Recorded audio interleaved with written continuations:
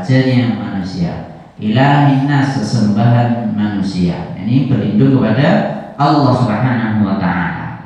Min syarril waswasil khannas, dari keburukan bisikan syaitan yang ada di dalam dada. Alladzi waswisu fi sudurin nas, yang membisikkan di dalam dada-dada manusia. Nah, kelakuannya ini bisikan ini dari siapa? Minal jinnati wan nas, dari kalangan jin dan manusia. Ya, kita harus berlindung dari bisikan ini. Bahkan kalau kita buka kitab tafsir, kita berlindung dari satu keburukan tapi dengan menggunakan 3 nama Allah yang agung. Keburukannya satu tapi mintanya, nyanjungnya Allah, nyebut nama Allah 3, nggak cuma 1. Kenapa? Saking bahayanya, saking dahsyatnya bisikan syaitan ini. Maka kita harus berlindung kepada Allah dengan sungguh-sungguh. Nah, kembali lagi kita harus hati-hati ketika melakukan sesuatu. Sebelum melakukan sesuatu, ketika melakukan sesuatu, sampai melakukannya, sampai setelah selesai, itu harus semuanya mengharap ridhonya Allah Subhanahu wa ta'ala.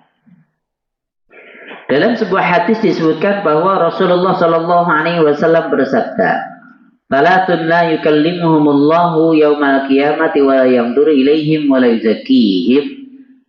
3 golongan orang yang tidak akan diajak bicara oleh Allah pada hari kiamat, serta tidak akan dipandangnya dengan pandangan rahmat, tidak pula disucikan dari dosanya. Yang pertama, al-musbilu, orang yang menjuraikan pakaiannya. Wal mannanu, dan orang yang suka mengungkit-ungkit kebaikannya, pemberiannya. Wal munfiqu sil'atahu bil halfil kadhibi, dan orang yang menjual dagangannya dengan sumpah palsu. Ini jelas 3 golongan yang nggak mungkin dibantu oleh Allah untuk masuk surga. Pasti masuk ke dalam neraka. Pertama, musbil, yang menjuraikan pakaian, sombong. Nanti di dosa besar selanjutnya ada kaitan dengan isbal, menjuraikan pakaian.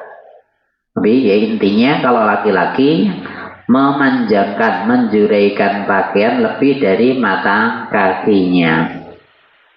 Kayaknya usahakan jangan sampai melebihi mata kaki. Kalau pakai celana kok ada lebihnya ya dilipat lah gitu aja. Kalau pakai sarung usahakan di atas mata kaki, ya usahakan seperti itu. Sampai setengah betis boleh, silakan, sah insyaallah salatnya. Jadi seperti itu. Wal mannanu, ini yang sesuai dengan bab ini, mengungkit-ungkit pemberian. Wal munfiqu sil'atahu bil halfil kadhibi, orang yang menjual dagangannya dengan sumpah palsu. Artinya, demi Allah aku pulaane ra oleh misalnya. Padahal bohong misalnya. Nah, dengan sumpah bohong seperti ini itu juga menyebabkan Allah marah. Berkaitan dengan orang menjuraikan pakaiannya melebihi mata kaki, ada hadis lain yang berbunyi ma asfala minal ka'baini minal izari fa huwa finnari. Kain yang menjulur melebihi mata kaki, pemakaiannya akan masuk ke dalam neraka.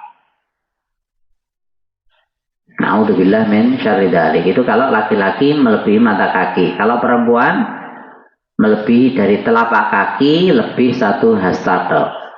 Lebih 1 hasta boleh. Tapi kalau lebih dari itu maka isbal, sama, tidak diperkenankan. Perempuan jadi boleh melebihi telapak kaki. Jadi tingginya sampai bawah lengsereh boleh. Kainnya, pakainya. Lebih dari itu boleh, maksimal 1 hasta. Dari siku sampai ujung jari. Segitu aja.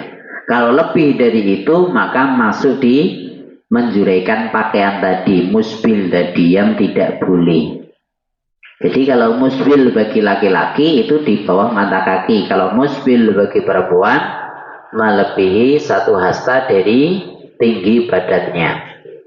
Jadi kainnya melebihi 1 hasta tadi. Juga disebutkan sebuah hadis, salah satu la yadkhulul jannah al-aqu liwalidayhi wal mudminu khamrin wal mannanu. Di hadis yang lain mirip dengan ini, 3 golongan yang tidak akan masuk surga. Yang pertama, durhaka kepada kedua orang tuanya. Yang ketiga, orang yang terus-menerus minum arak, jadi orang yang pecandu. Dan yang ketiga, orang yang suka mengungkit pemberian. Sesuai dengan bab ini. Sampai di sini, sebelum dilanjutkan, ada yang perlu ditanyakan.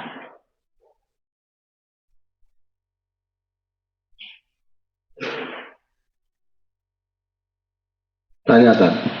Assalamualaikum warahmatullahi wabarakatuh. Waalaikumsalam. Kaitannya dengan pemberian. Sepertinya ada 2 versi pemberian secara terbuka dan mungkin juga tertutup. Tapi bagaimana kalau itu semuanya itu diniatkan lillahi ta'ala, jadi mungkin orang itu kan perlu diberikan contoh, didakwai mungkin melalui cara-cara secara terbuka.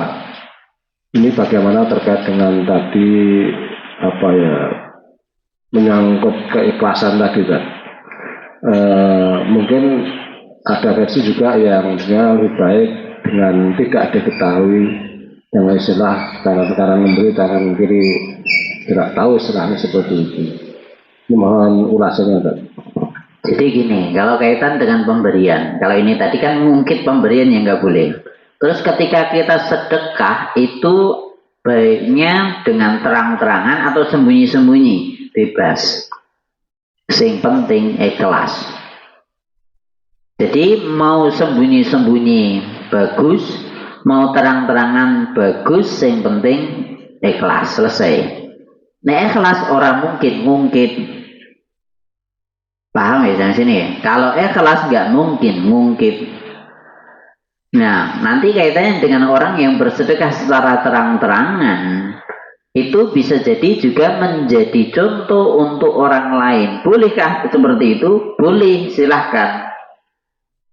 Yang penting ikhlas. Contohnya Abu Bakar As-Siddiq bersedekah 100% harta yang dia miliki. Kabeh sedekahke ngono. Ditanya Abu Bakar oleh Rasulullah, "Nah terus kamu sisakan apa untuk anak istrimu?" Ada Allah ngono tok jawabane. Subhanallah, kita edirung cocok nih. Rung tekan nih katanya. Kalau Umar Ibn Khattab itu 50%. 50%. Ini kaitannya udah itu oke apa sidik lo ya? Ini 100% ini berarti semua sedekah. Nah 50% ya bagi semua hitung pira wae, bagi 50%, bagi loro separuh sedekahkan. Subhanallah. Jadi awalnya Umar itu pengennya ngalah ke Abu Bakar tapi ora iso. Nah salah satunya ini sedekah Umar nggawa 50% itu bangga kan. Maksudnya aku iso ngalahke ini. Ternyata tekan kono Abu Bakar 100% kalah meneh. Ini berlomba dalam kebaikan, boleh silahkan. Jadi ini dalam hadis ada, berarti ini kan tampak, orang lain juga tahu. Bolehkah? Boleh. Yang penting ikhlas, selesai. Paham ya sampai sini ya? Yang penting sedekah. Yang penting kita mau mengeluarkan harta kita untuk bersedekah. Begitu pula kalau seseorang yang bersedekah dengan sembunyi-sembunyi, itu pun juga mendapatkan, di dalam hadis disebutkan salah satu orang yang akan dapat naungan dari Allah di hari di mana tidak ada naungan kecuali naungannya, itu adalah orang yang tangan kanannya bersedekah, tangan kirinya nggak tahu. Maksudnya apa? Dia sedekahnya sembunyi-sembunyi. Ini cuman cuman gambaran gitu saja. Yang penting intinya sembunyi-sembunyi. Bolehkah seperti itu? Boleh. Bahkan ini dapat naungan dari Allah. Maksudnya apa? Karena ini ikhlasnya insya Allah lebih dahsyat. Jadi seperti itu. Paham ya sampai sini ya? Yang penting jangan ngungkit. Jangan ngungkit pemberian. Harus ikhlas. Ikhlas itu nggak butuh balasan. Baik lagi saya ulang, ikhlas itu nggak butuh balasan. Bahkan ucapan terima kasih saja tidak butuh itu. Dikei merengut man, misalnya.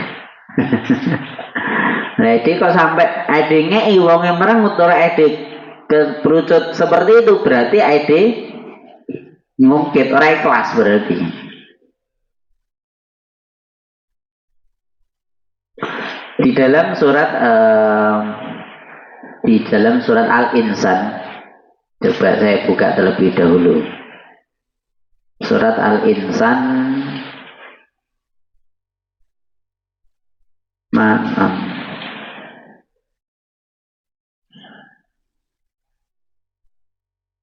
surat Al-Insan.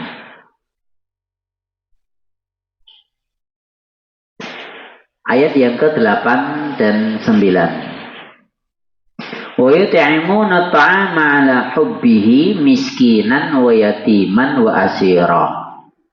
Mereka memberi makanan yang disukainya. Jadi memberi makanan yang disukai, bukan sisa loh ya. Ini ciri-ciri orang masuk surga, orang-orang yang pantas masuk surga gini. Mereka memberi makanan yang dia sukai kepada orang miskin, anak yatim dan tawanan. Jadi intinya dia memberi makanan yang dia sukai kepada orang-orang ini yang pantas mendapatkan bantuan ini. Pantas di ayat yang ke-9 ini yang perlu digarisbawahi. Innama nut'imukum liwajhillah. Sesungguhnya kami memberi makan kepadamu itu hanya untuk mengharap wajahnya Allah, mengharap keridhaan Allah. Ciri-ciri mengharap keridhaan Allah itu apa? La nuridu minkum jazaan wala syukura.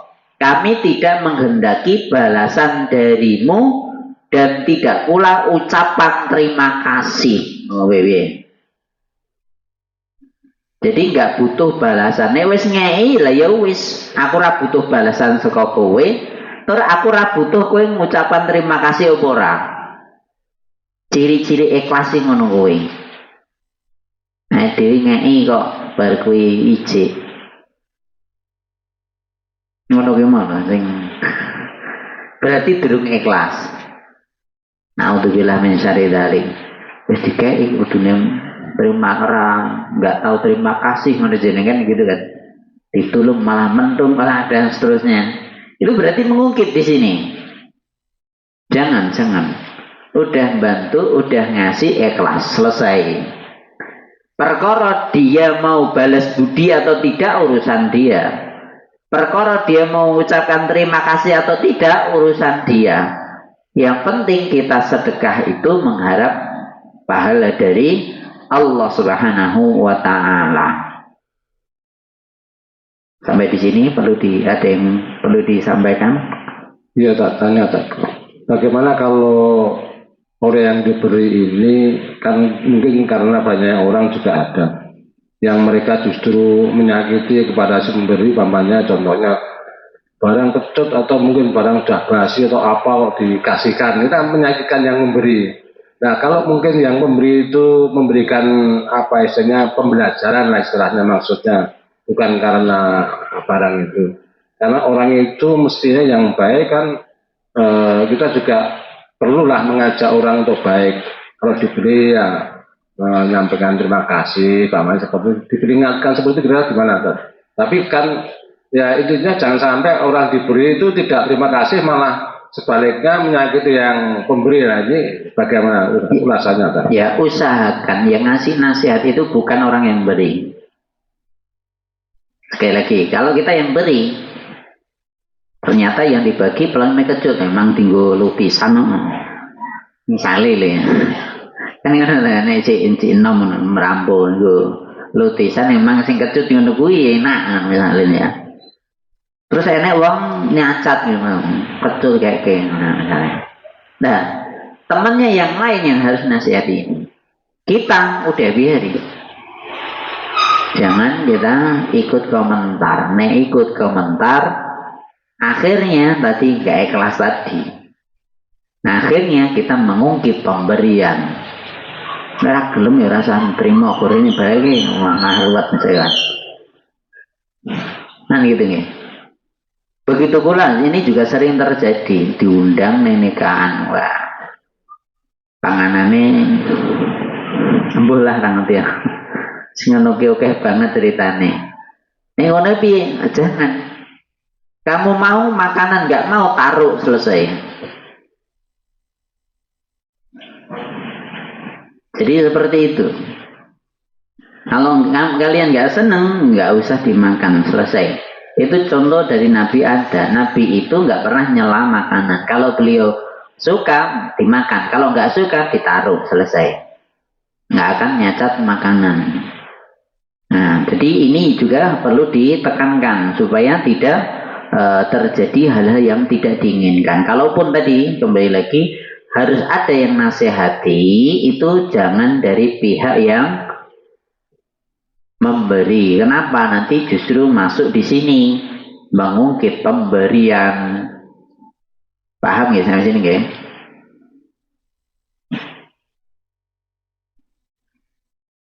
Kita lanjutkan hadis. Dalam hadis yang lain disebutkan la yadkhulul jannah khabbun wala bakhilun wala mannanun. Tidak akan masuk surga orang yang memperdaya, ngapusi, memperdaya orang lain. Yang kedua, wala bakhilun, orang yang kikir, nggak akan masuk surga. Yang ketiga, orang yang suka mengungkit-ungkit pemberian. Sing siji bakhil, orang ngetoke duit, sing siji ngetoke tapi ngungkit. Ungkit-ungkit pemberian itu nggak akan masuk ke dalam surganya Allah Subhanahu wa Ta'ala. Rasulullah SAW juga pernah bersabda, jauhilah mengungkit-ungkit kebaikan, sebab dia akan membatalkan rasa syukur dan menghapuskan pahala. Jadi kalau kita ngungkit pemberian, pasti membatalkan rasa syukur. Maksudnya membatalkan rasa syukur itu apa? Ketika kita bisa bersedekah, mengeluarkan harta untuk orang lain, atau untuk apapun, bangun masjid, bangun pondok, atau yang lain sebagainya, itu seharusnya kita bisa bersyukur, alhamdulillah ini celengan saya, ngono kan kudune. Lah kalau ngungkit orang situ, syukur mesti. Kufur hati wasato, tewas tak bantu, nah dan seterusnya. Akhirnya gak syukur. Ini kaitan dengan hati pada diri kita itu jelek, nanti juga menghapus pahala kita. Kita gak akan dapat pahala itu, tewas ngetoke duit gede. Na'udzubillah min syarri dzalik. Lalu Rasulullah SAW membaca ayat ini, ya ayyuhalladzina amanu la tubtilu shadaqatikum bil manni wal adha. Ayat yang pertama saya baca tadi. Wahai orang-orang yang beriman, janganlah kalian menghilangkan sedekah, pahala sedekah kalian dengan menyebut-nyebutnya dan menyakiti perasaan penerima. Ini penting. Intinya ketika kita udah mengeluarkan, jangan diungkit sedikit pun. Karena itu menunjukkan kita nggak bersyukur. Kedua, pahala nggak dapat. Meskipun oke. Kemudian kursi ya, gua apa? Kursi tak ungkit. Suatu hari Ibnu Sirin mendengar seseorang berkata kepada temannya, aku sudah berbuat baik kepadamu. Aku sudah melakukan ini, aku sudah melakukan itu. Nah, diungkit ini. Wis tak bantu, wis tak ngenekke wujud kaya ngene dan seterusnya. Maka Ibnu Sirin menegurnya, hei, diamlah. Tidak ada kebaikan dalam amal kebaikanmu jika ia disebut-sebut. Nek tak sebut kabeh ngene iki, kamu gak dapat pahala sedikit pun. Gak ada kebaikan sedikit pun untuk dirimu. Meskipun kamu udah melakukan kebaikan, tapi itu semua nggak akan kamu dapatkan pahalanya. Ini terutama bagi laki-laki, terutama nggih. Nek wis baju tua ngene iki, arep ngamal kuwi wis ketoke wis ra iso. Oke, maksudnya ra iso oke iki. Nek biyen kan iso rono, bantu kono dengan tenaga, pikiran, harta dan seterusnya. Waktu, nah, gitu bisa. Nek wis baju tua, apa meneh wis pensiunan, kan ning ndi wis ra iso. Arep bantu rono rene kita ya ora conggah. Akhirnya apa yang dilakukan? Ikut cerita biasanya. Cerita itu silahkan, tapi jangan ngungkit kebaikan. Wah, masjid ki nerene aku kok iso ngadeg. Wis. Ya Allah ya Rahman. Bahwa pengajian ini sing biar sing memikirkan aku lho wis. Wah pondok iki biyen tanah wakaf saka aku iki wis. Apa yang lain sebagainya. Kalau mungkin orang-orang zaman dulu biyen mbak iki wah pejuang lho. Pas PKI kae wah tembak-tembakan aku ngene-ngene wah. Cerita enggak apa-apa, silahkan. Tapi untuk contoh yang baik silahkan. Tapi jangan diungkit lantas menyebabkan kita sombong, lantas akhirnya mengungkit kebaikan. Ini jangan sampai terjadi, karena ini sering terjadi. Kalau udah tua kan saya bercerita. Silahkan cerita, boleh ngasih contoh kepada anak cucunya, silahkan. Tapi jangan ngungkit pemberian. Lebih-lebih ketika yang yang kita bantu tidak sesuai yang kita inginkan. Waduh, piye to wis tak bantu malah dinggo kaya ngene. Waduh, biyen wis tak bantu ora dadi wong iki, padahal aku wis ngentekke piro wae nggo iki. Kan ada orang seperti itu. Begitu pula sebagai orang tua juga sama. Sebagai orang tua, biaya untuk anak itu ikhlaskan. Ojo mikir jaluk balen ke anakmu. Saya diwik baleni. Angel ya. Jadi kalau kita udah mengeluarkan biaya untuk anak, ikhlaskan itu. Itu kan kewajiban kita, ikhlaskan selesai. Jangan kamu ungkit. Kowe iki tak biayai rono, kowe metu kau akan kuliah kan ada dong. Wah, itu. Akhirnya ngono. Sebelum ngono kuwi piye to tak daftarke kowe njaluk kampus kono tak daftarke. Lagi sak semester metu, njaluk pindah. Rono, DT piro wae entek ape nggo kowe. Astagfirullah. Anak nakal rodokan ini. Kan ada seperti itu. Banyak seperti itu. Udah jangan, udah kalau udah keluarkan udah. Jangan ngungkit. Nek sukses ya kudu kelingan Pak Embok ya Allah ya. Jangan. Meskipun itu untuk anak kita, pemberian itu harus ikhlas. Udah selesai. Kita udah mengeluarkan, ikhlaskan. Mengeluarkan, ikhlaskan. Itu kewajiban kita. Jangan diungkit.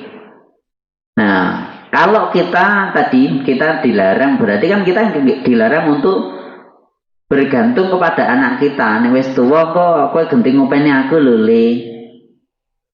Kan jangan toh.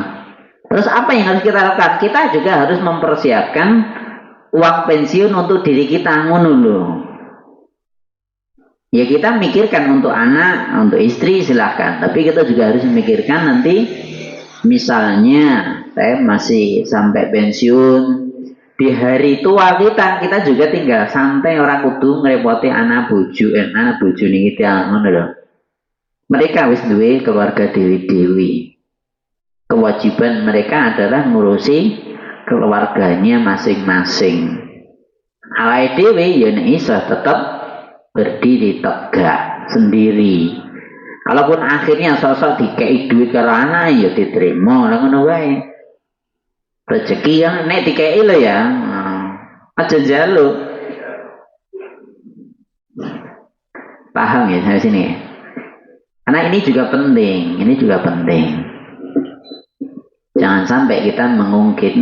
Nek ngungkit nggak akan dapat pahala sedikit pun.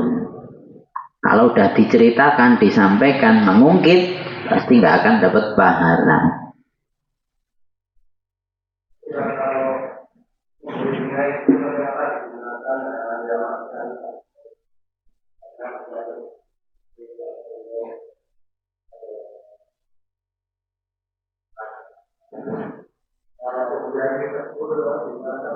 Ya silahkan kalau itu kan kewajiban kita.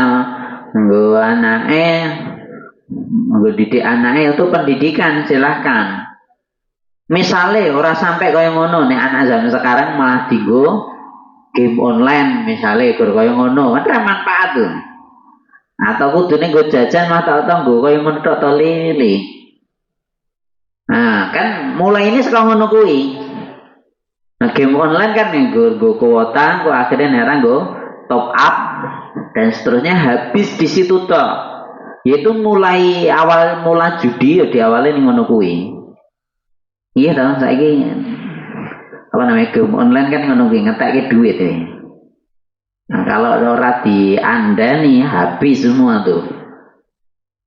Itu enggak cuma anak kecil, itu wis nikah ya sosok iki ngono kuwi. Ya Allah ya Rahman, enek wong ini. Nah, kita kalau punya anak, punya cucu, kalau seperti itu harus diingatkan. Jadi kita memberi itu juga harus ada pendidikan di situ. Bukan cuma sekedar ketika mereka minta kasih gitu aja enggak. Tapi digunakan untuk apa kita juga harus tahu sehingga nanti penggunaan harta yang kita berikan kepada mereka itu juga pada tempat yang tepat. Kalau salah ya harus ditegur, namanya pendidikan seperti itu. Bisa dipahami ya? Barangkali yang lain, ibu-ibu.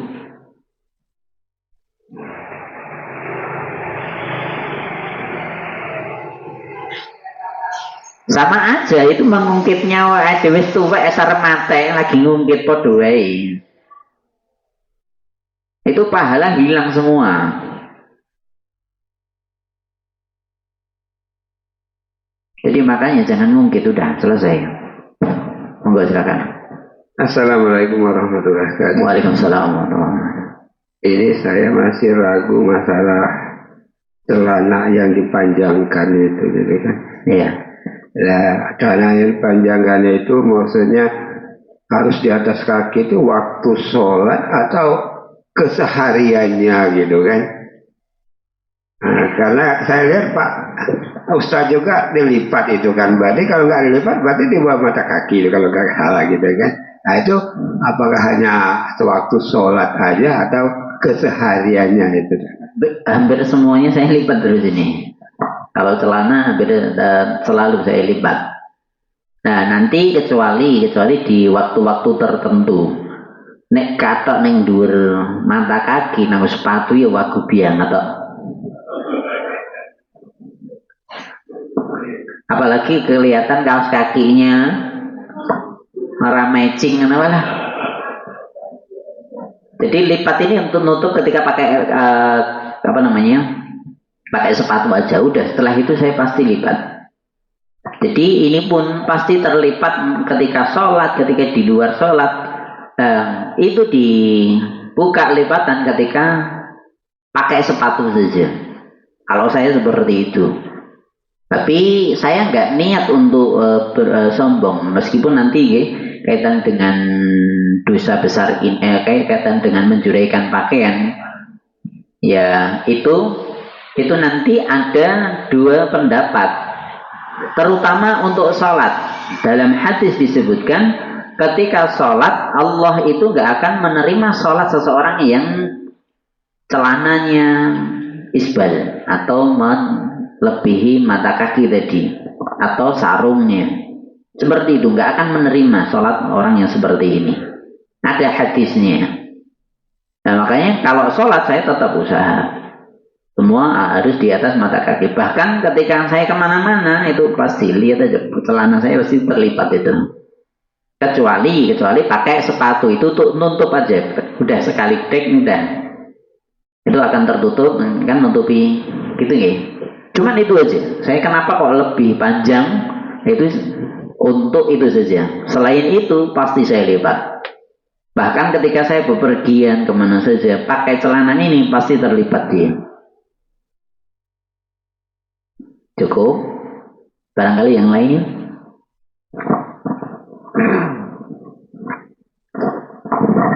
Aduh, untuk memahami kain yang panjang, saya pernah mendengarkan ataupun pernah baca ya, itu kita ketika mendandake pakaian itu diharapkan untuk kepada penjahit yang tahu tentang ilmu agama, sehingga ketika jadi pakaian itu tidak menyalahi dari aturan. Yang pertama yang pernah saya baca itu. Kemudian yang kedua itu untuk panjang putih tadi, sepertinya di lingkungan kita ketika acara pernikahan itu seperti melanggar aturan itu ya, karena gaun pengantin itu sampai panjangnya 2 meter atau gimana itu loh. Nah seperti itu sepertinya menurut saya juga tidak pas dengan seperti apa yang diuraikan Pak Ustadz tadi, dan ini jarang untuk kita bicarakan. Nggih, terima kasih. Jadi gini, saya pun juga sebenarnya nyuruh penjahit itu enggak lebih tidak sepanjang ini. Tapi ini wis bacut dadi koyo ngene. Iki kan mermak meneh iki kok ya. Jadi seperti itu dan apa namanya? Selain itu terkadang kita nyari penjahit enggak semudah yang kita bayangkan. Ya penjahit ngerti agama, jahitannya elek. Lah ngapa? Ya wegah ngapain? Ora pas ning badan dinggo ora penak. Kan kadang ada seperti itu. Tapi terkadang saya pun juga dapetin tukang jahit itu malah orang Islam sisan malah, enggak muslim dia. Tapi jahitannya bagus. Tapi ya mau paling ya ning nek celana mesti kepanjangan, wis ngono tok. Akhirnya tak lipat ngene iki. Tapi ini enak dipakai kalau saya. Ini bukan untuk promosi enggak. Saya cuman yang penting dipakai kemana-mana, duduk gini mau jongkok mau apa enggak ribet gitu loh. Kan kadang ada dandake regane ya meskipun mungkin oleh murah sithik tapi tinggo ra penak lho nggo apa ngono lho. Kan ada di tempat-tempat tertentu ning nggon paha kek atau yang mana enggak enak, aduh nek ngono kuwi tewas tuku kaine, tewas bayare kan gitu. Ya, sebenarnya saya nyuruhnya tidak sepanjang ini, tapi ya itu tadi. Engko wonge wedi nek kecendekan ngono ya ngono lho. Terus didawake sithik neh, waduh dadine semene ini. Ya Allah ya Rahman. Jadi seperti itu. Begitu pula tadi kaitan dengan yang ketika di acara nikah itu juga perlu kita perhatikan jangan sampai melebihi batas yang sudah ditentukan tadi. Ya, jadi anek buntute 2 meter, gua anek ning mburi nek sing nyekeli ya, seperti itu nggak perlu. Jadi jangan. Nah terus bagaimana cari gaun yang tidak seperti itu lah ngono wae. Silakan. Nggih. Kemudian digunakan untuk jalan. Pakaiannya nggak apa-apa, sah. Yang penting nih kamar mandi orang nanggu kuwi to ya. Nah iya, yang penting nih kamar mandi orang nanggu kuwi. Lah gini, terus selanjutnya nanti silahkan baca hadisnya. Kenapa kok itu boleh menjuraikan pakaian bagi perempuan? Bahkan di zaman Nabi kuwi urung usum kaos kaki kan udah usum. Belum ada. Terus bagaimana untuk menutupi telapak kaki itu caranya ya menjulurkan pakaian tadi. Sehingga tetap harus terpengsreh mau harus seperti itu. Jadi dengan ini tadi, dengan pengsreh ini itu kan mau nyapu debu itu. Justru menyebabkan suci itu di situ. Nah, kecuali jelas ning ngarepe nek telek pitik atau lewati lah itu keliru. Kan gitu ya. Tapi lebih-lebih kalau di Saudi misalnya, nanti barangkali yang ada yang pergi berangkat haji atau umroh, silakan dilihat orang-orang sana itu nggak pakai kaos kaki, saya tahu. Kaos kaki kita ya oke ning Indonesia, nek wong kono ora. Pakaian mereka pasti lengsreh. Kalau di Saudi kan semua kering tuh tempat. Kering itu mau lengsreh terus nggak apa-apa. Berdebu bekas debu ya nggak apa-apa. Sah. Itu nggak najis. Nah air hujan nggak apa-apa. Yang penting orang sekop peceren, kok pecerene munggah ning pinggir dalan. Nah terus mambu ning kono, nah gue ojo najis sih berarti. Kan gitu kan? Kan ada tuh kan peceren ini banjir munggah Iya. Ya sama saja sebenarnya. Sama saja sebenarnya enggak, jangan. Nah, tentunya seperti itu. Itu kan cuma tempat-tempat tertentu saja. Dihindari kan bisa mikir lewatnya ada selah. Itu tempat tertentu saja. Bisa dipaham nggih? Jadi seperti itu.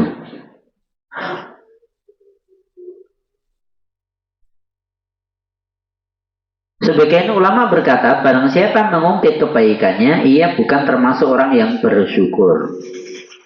Barang siapa merasa bangga dengan amalnya, pahalanya menjadi terhapus. Bangga dengan amalnya, pahala terhapus. Na'udzubillah min syarri dzalik. Imam Syafi'i berkata dalam syairnya, langsung saya baca terjemahnya, janganlah engkau menerima kebaikan dari mereka yang mereka akan mengungkit-ungkitnya di hadapanmu.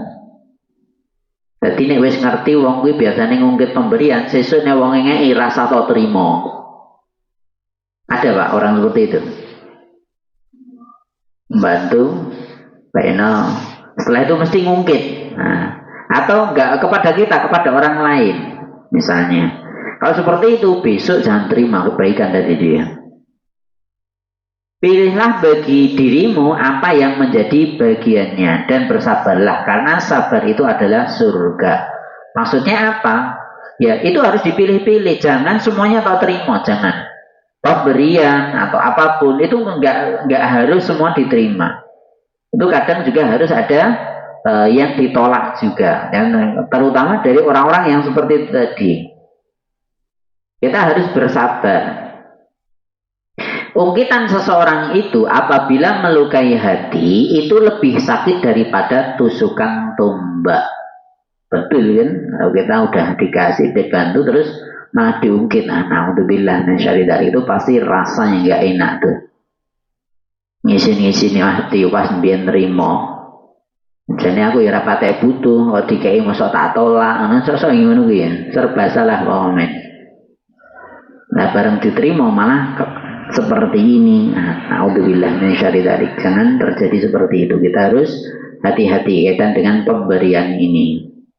Jadi kita memberi saja juga harus hati-hati, lebih-lebih menerima juga harus hati-hati semuanya.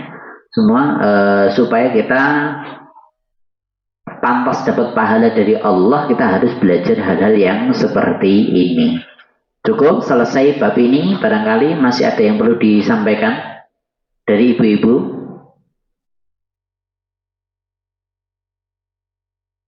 Nggih, monggo. Terkait dengan mengungkit kebaikan tadi, biasanya kalau pas pertemuan halal bihalal di keluarga gitu, menceritakan mbahmu ini seperti itu. Terus mungkin itu untuk contoh dari putra wayah gitu. Nah, itu bagaimana? Nggak apa-apa. Niatnya untuk memberi contoh, silakan.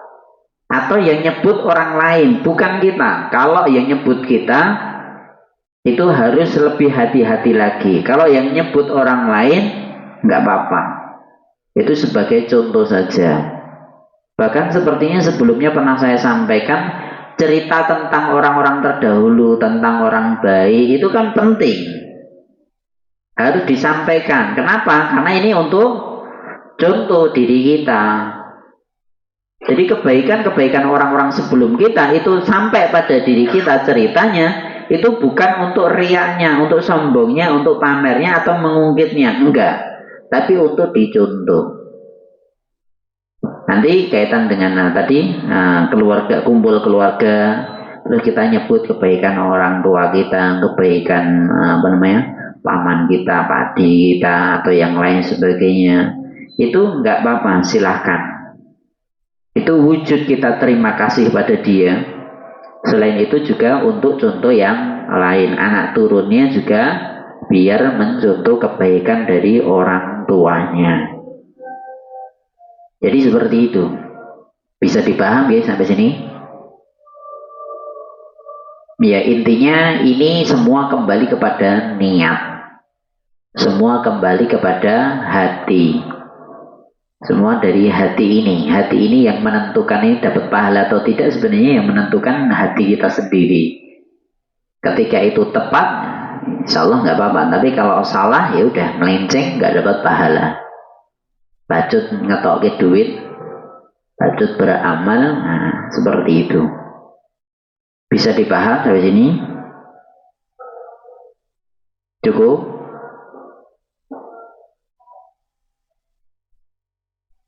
Ya, saya kira cukup sekian. Kurang lebihnya saya mohon maaf. Wa aqulu qauli hadza wa astaghfirullah li wa lakum walhamdulillahirabbil alamin. Assalamualaikum warahmatullahi wabarakatuh.